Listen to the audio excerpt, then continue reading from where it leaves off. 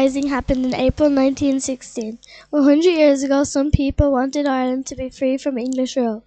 Leaders like Pádraig Pearse, Tom Clark and James Connolly decided to fight against the British Army. They were part of the secret group called the Irish Republican Brotherhood, or IRB for short.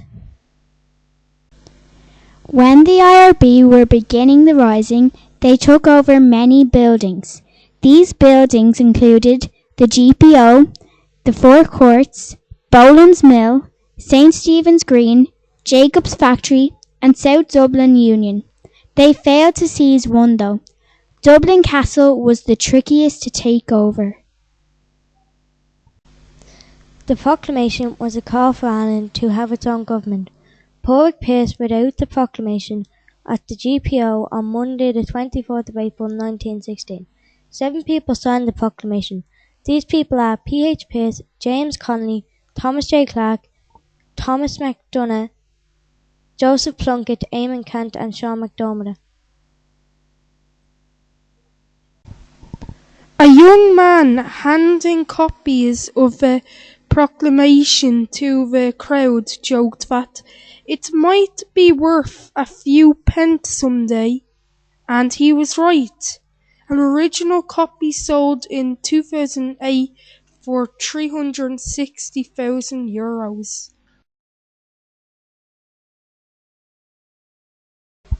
Thomas Clark was IRB secretary, born in England to Irish parents. He was a shopkeeper and activist. Tom died in Kilmainham jail, aged 59. He had 3 children.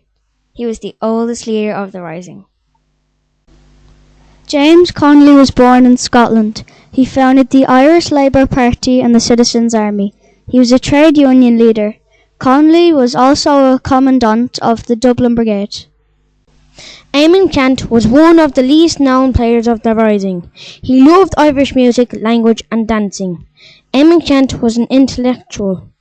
He was a native of Galway, where he was born in 1881. Pádraig Pearse was part of the Irish Republican Brotherhood and Irish Volunteers. Pearse was one of the main leaders of the Easter Rising. He was a teacher and a poet. He sadly passed away on the 3rd of May 1916, aged 36. Joseph Mary Plunkett was born in Dublin and was a poet and a journalist. He married his partner Grace Gifford in Kilmainham jail hours before he was shot.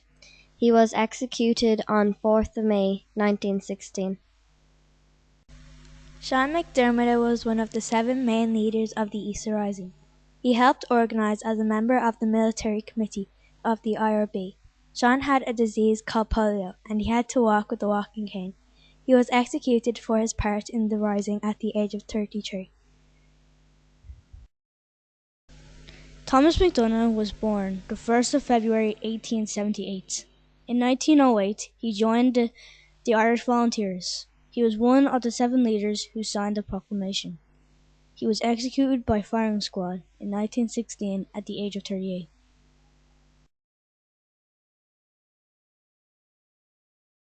Joseph Dunn was my great-grandfather. He fought in the GPO in 1916. He was a young man at the time. Joseph also carried rifles in a car for the soldiers. He did not die when he was fighting in the war. My great-uncle William was captured by the British and held in Kilmainham jail. My great-grandfather Patrick fought in Boland's Mill beside Eamon de Valera. There is a street named MacDowell Street after William. It is beside James Hospital. Patrick lived to be an old man, and when he died, the army fired shots over his grave and gave my nana the tricolours.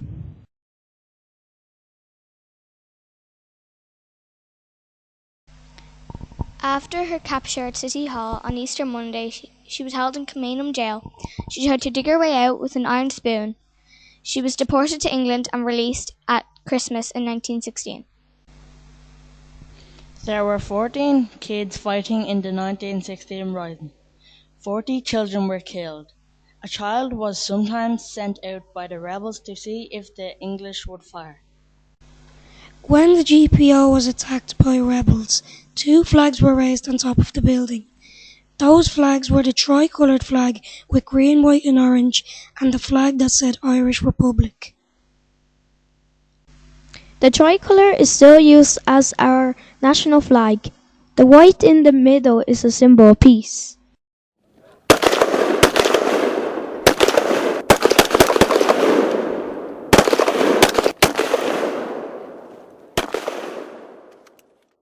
On Monday, 24th of April 1916, the Easter Rising began. From Monday to Saturday was a gruesome battle between 1,600 Irish rebels and about 16,000 British soldiers. There was a horrifying death toll: 116 soldiers, 23 police, 64 rebels and 266 civilians. The British forces had more people and better guns than the rebels. The rebels needed to surrender to avoid further death. One family tried to escape the fighting in Moore Street. They were shot down even though they were carrying a white flag.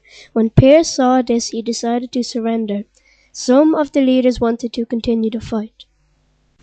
Elizabeth O'Farrell delivered the surrender note to General Lowe on Saturday the 29th of April 1916, 6 days after the rising began.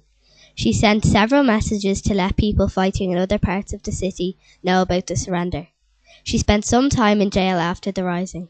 Elizabeth, alongside Pearse, surrendered to General Lowe.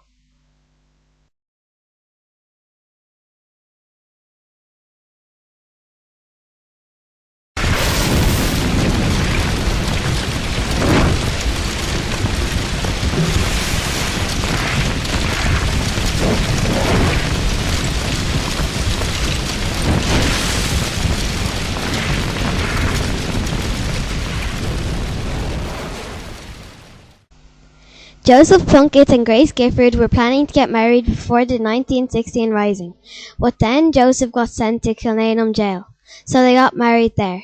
4 hours later, Joseph got executed, so Grace was a wife for 4 hours and a widow for 4 decades. They spent only 10 minutes together as husband and wife. Grace always remembered her last evening with Joseph. There is a famous song called Grace about the wedding. As we gather in the chapel here in old Kilmainham jail, I think about these past few weeks.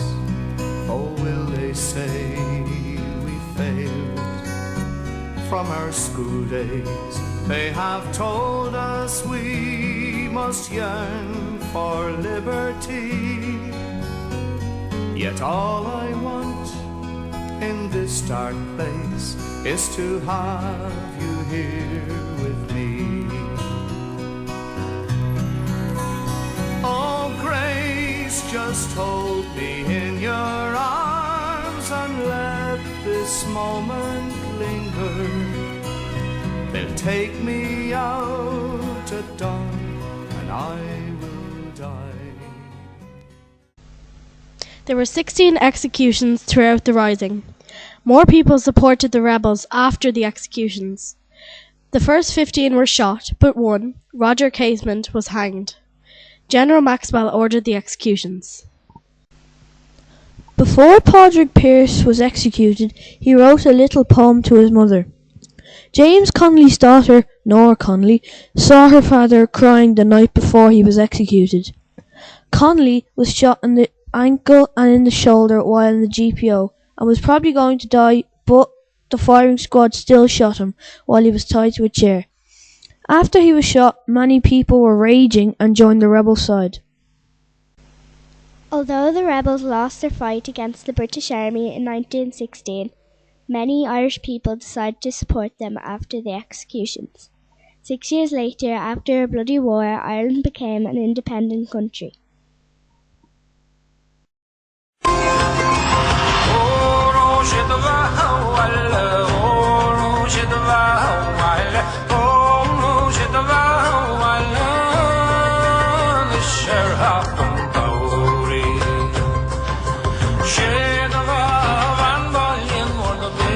Graft